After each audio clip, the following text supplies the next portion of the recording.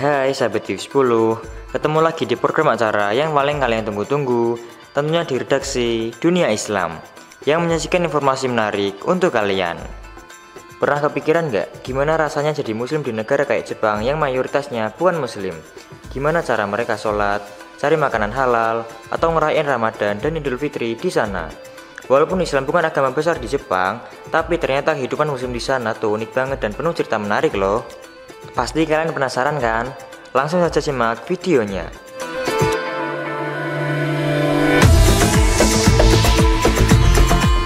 Yang pertama, gimana Islam bisa masuk Jepang? Kalau ngomongin Jepang, yang kebayang pasti anime, ramen, sama Shinkansen ya kan? Tapi tahu nggak sih, ternyata Islam juga udah masuk Jepang sejak lama.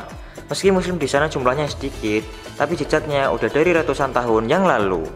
Islam mulai dikenal di Jepang sekitar tahun 1800-an. Awalnya lewat para pedagang dan pelajar dari negara-negara Timur Tengah dan Asia Selatan. Mereka nggak langsung bikin masjid sih, tapi mulai ngenalin Islam lewat pergaulan dan interaksi sehari-hari.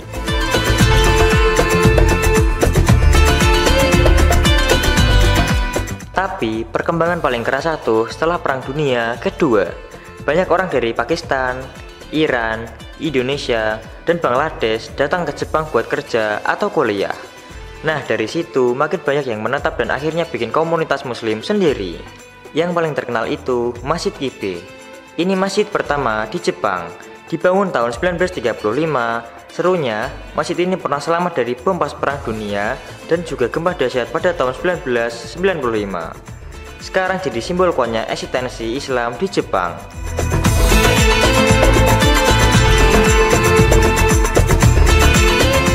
Selain itu, ada juga yang disebut kampung Islam.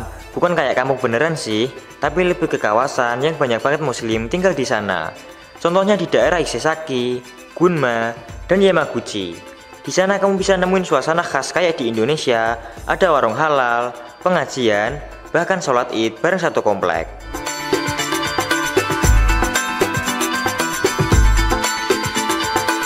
Anak-anak di kampung Islam ini juga keren banget.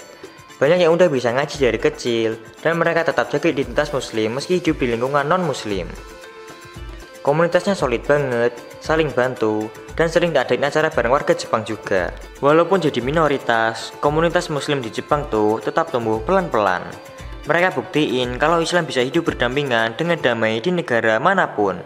Dan yang paling penting, mereka tetap semangat jaga agama sambil tetap menghormati budaya lokal.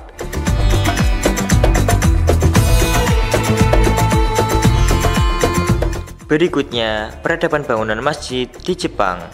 Kalau ngomongin Jepang, mungkin yang kepikiran duluan itu kuil dan budaya Shintonya ya. Tapi jangan salah, Jepang juga punya masjid-masjid keren yang jadi pusat kegiatan muslim di sana. Salah satu yang paling terkenal yaitu Masjid Tokyo Kami, masjid terbesar di Jepang dan arsitekturnya mirip masjid Turki banget. Masjid Tokyo Kami ini bukan cuma buat sholat doang, tapi sering juga jadi tempat kajian, bukber, bahkan pernikahan.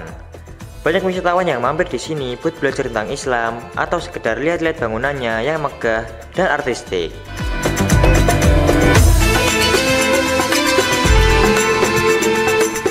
Selain itu, ada juga Masjid Kobe yang punya sejarah panjang. Masjid ini adalah masjid pertama di Jepang. Dibangun tahun 1935. Uniknya, waktu Perang Dunia Kedua dan gempa besar di Kobe, bangunan masjid ini tetap berdiri kokoh. Katanya sih, ini salah satu bentuk perlindungan Allah buat rumah ibadah.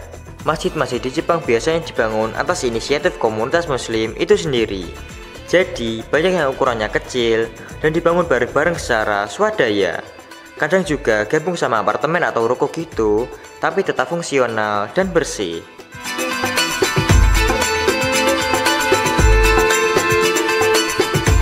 Yang bikin salut, masjid di Jepang nggak cuma jadi tempat ibadah, tapi juga pusat solidaritas komunitas. Di hari Jumat, mereka sholat bareng, ngobrol, dan saling bantu sesama muslim yang lagi butuh. Ada juga kelas bahasa Jepang buat mualaf, atau kegiatan anak-anak. Walau jumlahnya belum banyak, masjid di Jepang pelan-pelan makin diterima dan tumbuh. Banyak juga warga lokal yang akhirnya tertarik dan belajar Islam lewat masjid-masjid ini.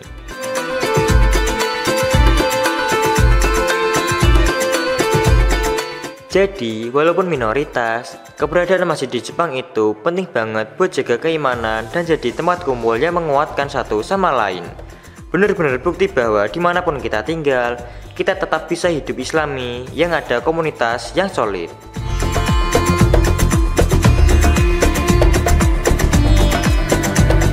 Berikutnya, tempat makanan halal di Jepang.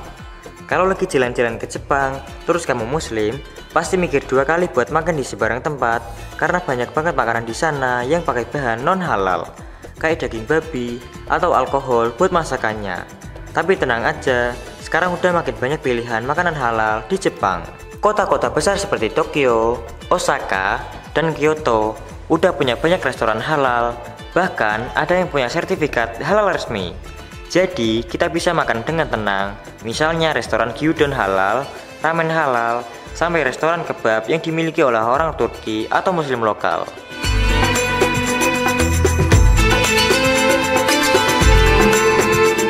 Nggak cuma restoran, supermarket juga mulai menyediakan produk berlabel halal, jadi kita bisa beli bahan-bahan buat masak sendiri di penginapan. Ada juga toko-toko khusus muslim yang jual daging halal, makanan beku, bahkan bumbu dari negara-negara muslim. Buat kamu yang suka makan cepat saji, sekarang juga udah ada cabang restoran fast food halal kayak Honolulu, Ramen, atau Sky Coffee yang menyediakan menu buat muslim dan vegetarian sekaligus. Mereka biasanya juga pisahin alat masakannya dari yang non halal, jadi tetap aman.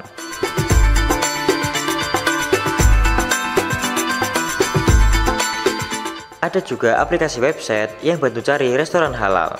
Contohnya kayak Halal Navi dan Happy Cow. Tinggal buka aplikasinya, terus cari lokasi terdekat, nanti langsung muncul deh restoran halal di sekitar situ. Biasanya restoran halal juga ramah banget sama wisatawan. Mereka ngerti kalau orang muslim punya aturan khusus dalam makanan, jadi pelayanannya juga enak dan sering dikasih info jelas tentang bahan-bahan yang mereka pakai.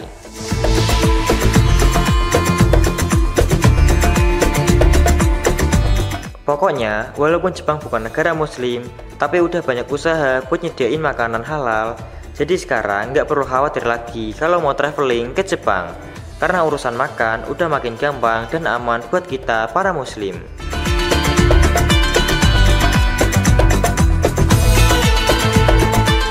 Jangan kemana-mana ya Sobat TV 10, karena habis ini kita akan bertemu lagi dengan kehidupan muslim di negeri Sakura. Jangan ganti channelnya ya, tetap di redaksi Dunia Islam, inspirasi dan edukasi.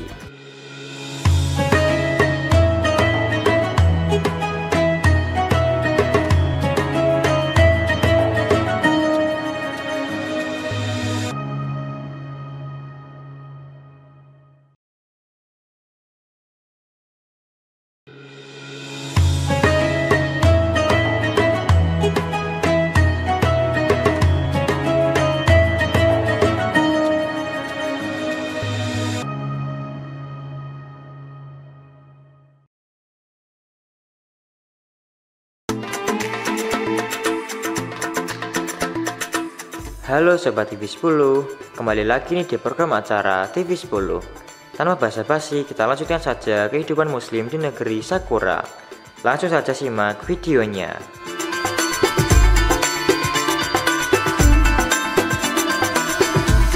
Berikutnya, fashion dan cara berpakaian muslim di Jepang. Walaupun Jepang bukan negara muslim, tapi soal berpakaian, mereka tuh cukup terbuka dan toleran. Jadi buat muslim yang pakai hijab atau pakaian sopan, umumnya nggak ada masalah. Malah kadang ada orang Jepang suka penasaran dan kagum sama gaya berpakaian muslim yang sopan dan elegan. Cewek-cewek muslim di Jepang biasanya pakai hijab dengan gaya simple tapi tetap modis. Banyak juga yang di mix and match antara hijab dengan fashion Jepang kayak outer kimono, rok brisket, atau oversized coat. Jadi tetap bisa tampil stylish tanpa ninggalin identitas.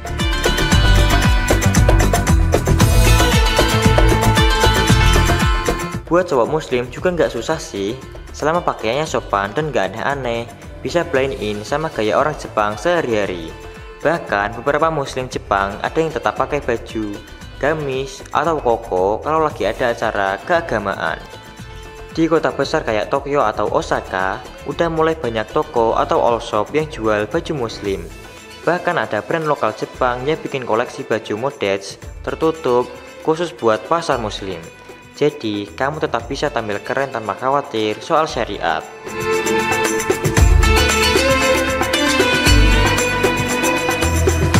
Komunitas muslim juga sering bikin event kayak Muslimah Fashion Show atau bazar baju muslim.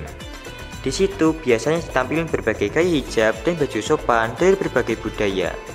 Jadi bisa sekalian nambah wawasan dan inspirasi gaya berpakaian. Yang unik lagi, mahasiswa atau pekerja muslim di Jepang juga tetap bisa berpakaian sesuai aturan agama mereka. Universitas dan tempat kerja biasanya cukup toleran, bahkan beberapa udah ngerti dan nyediain ruang sholat juga.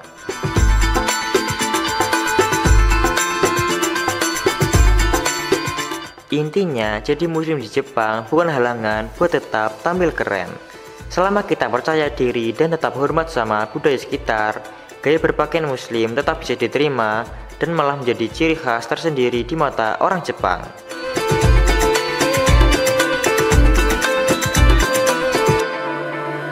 Yang menarik, karena waktu puasa di Jepang bisa panjang banget tergantung musim. Musim di sana harus benar-benar kuat dan disiplin. Tapi itu juga bikin mereka makin semangat dan kompak bantu satu sama lain. Yang terakhir, tradisi unik muslim di Jepang. Meski muslim di Jepang jumlahnya nggak sebanyak di negara lain, tapi pas momen-momen penting kayak Ramadan dan Idul Fitri, suasananya tetap terasa spesial banget. Komunitas muslim di berbagai kota biasanya ngumpul bareng buat buka puasa, tarawih, sampai sholat id bareng.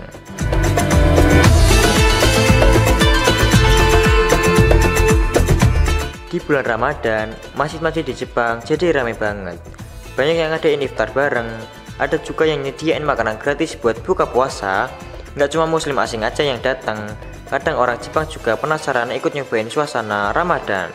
Pas Idul Fitri, komunitas muslim biasanya bikin acara besar, nggak cuma sholat id bareng, tapi juga ada makan-makan, halal bazar, sampai pertunjukan budaya dari berbagai negara muslim. Suasananya hangat banget kayak lebaran di kampung halaman.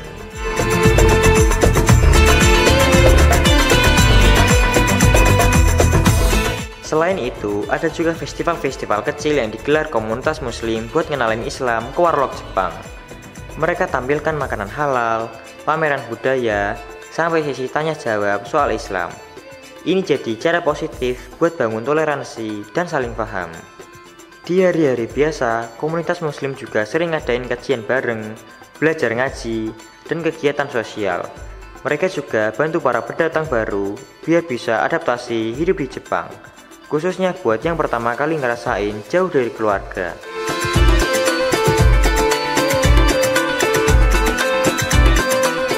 Tradisi-tradisi ini bikin kehidupan muslim di Jepang tetap hangat dan penuh makna. Walaupun jauh dari negara mayoritas muslim, tapi mereka tetap bisa menjaga keimanan dan saling support satu sama lain kayak keluarga besar.